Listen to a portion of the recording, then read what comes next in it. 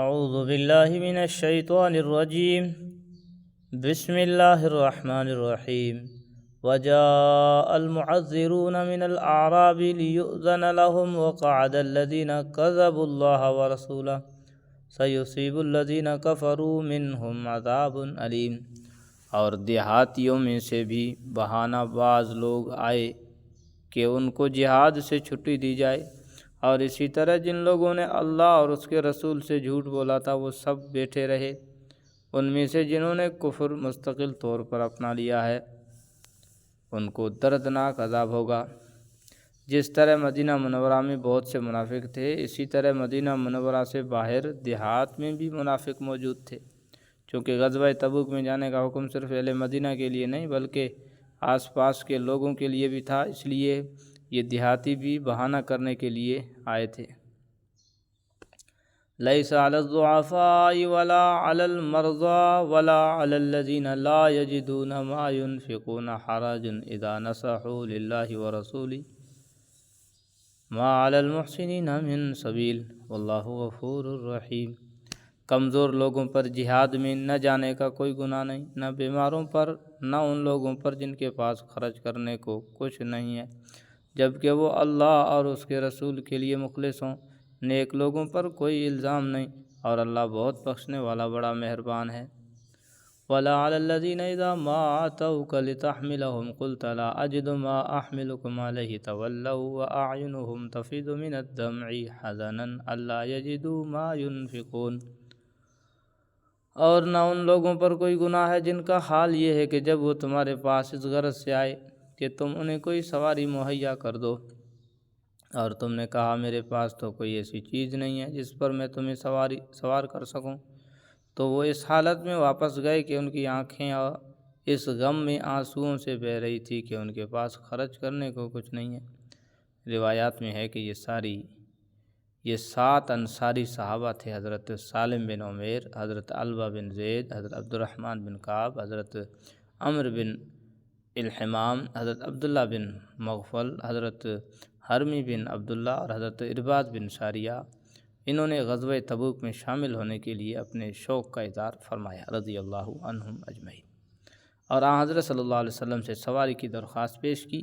جب آپ نے فرمایا کہ میرے پاس کوئی سواری نہیں ہے تو یہ روتے ہوئے واپس گئے۔ انما السبیل علی الذین یستأذنونک وهم اغنیاء رضوا بأن یکونوا مع الخوالف وطبع اللہ علی قلوبهم فهم لا یعلمون۔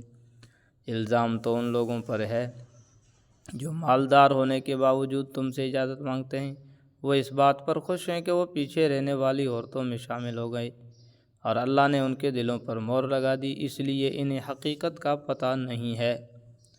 يعتذرون إليكم إذا رجعتم إليهم قل لا تعتذروا لن نؤمن لكم قد نبأنا الله من أخباركم وسيرى الله أعمالكم ورسوله ثم تردون إلى عالم الغيب والشهادة فينبئكم بما كنتم تعملون۔ مسلمانوں، جب تم لوگ تبوک سے واپس ان منافقوں کے پاس جاؤ گے تو یہ تمہارے سامنے طرح طرح کے عذر پیش کریں گے۔ اے پیغمبر، ان سے کہہ دینا کہ تم عذر پیش نہ کرو، ہم ہرگز تمہاری بات کا یقین نہیں کریں گے۔ اللہ نے ہمیں تمہارے حالات سے اچھی طرح باخبر کر دیا ہے، اور آئندہ اللہ بھی تمہارا طرز عمل دیکھے گا اور اس کا رسول بھی۔ پھر تمہیں لوٹا کر اس ذات کے سامنے پیش کیا جائے گا جس کو چھپی اور کھلی تمام باتوں کا پورا علم ہے، پھر وہ تمہیں بتائے گا کہ تم کیا کچھ کرتے رہے ہو۔ سَيَحْلِفُونَ بِاللَّهِ لَكُمْ إِذَا انقَلَبْتُمْ إِلَيْهِمْ لِتُعْرِضُوا عَنْهُمْ فَأَعْرِضُوا عَنْهُمْ إِنَّهُمْ رِجْسٌ وَمَأْوَاهُمْ جَهَنَّمُ جَزَاءً بِمَا كَانُوا يَكْسِبُونَ۔ جب تم ان کے پاس واپس جاؤ گے تو یہ لوگ تمہارے سامنے اللہ کی قسمیں کھائیں گے تاکہ تم ان سے درگزر کرو، لہذا تم بھی ان سے درگزر کر لینا۔ یقین جانو یہ سراپا گندگی ہے، اور جو کمائی یہ کرتے رہے ہیں اس کے نتیجے میں ان کا ٹھکانہ جہنم ہے۔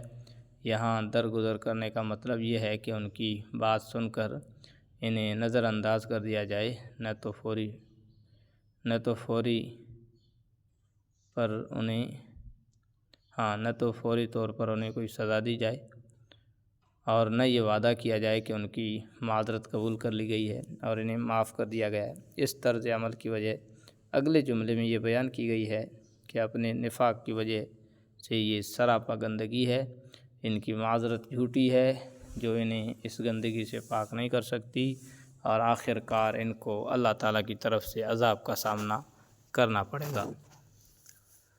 یحلفون لکم لترضوا عنہم فإن ترضوا عنہم فإن اللہ لا یرضی عن القوم الفاسقین۔ یہ تمہارے سامنے اس لیے قسمیں کھائیں گے تاکہ تم ان سے راضی ہو جاؤ، حالانکہ اگر تم ان سے راضی ہو بھی گئے تو اللہ تو ایسے نافرمان لوگوں سے راضی نہیں ہوتا۔ الاعراب اشد کفرا ونفاقا واجدر الا يعلموا حدود ما انزل اللہ علی رسولہ واللہ علیم حکیم۔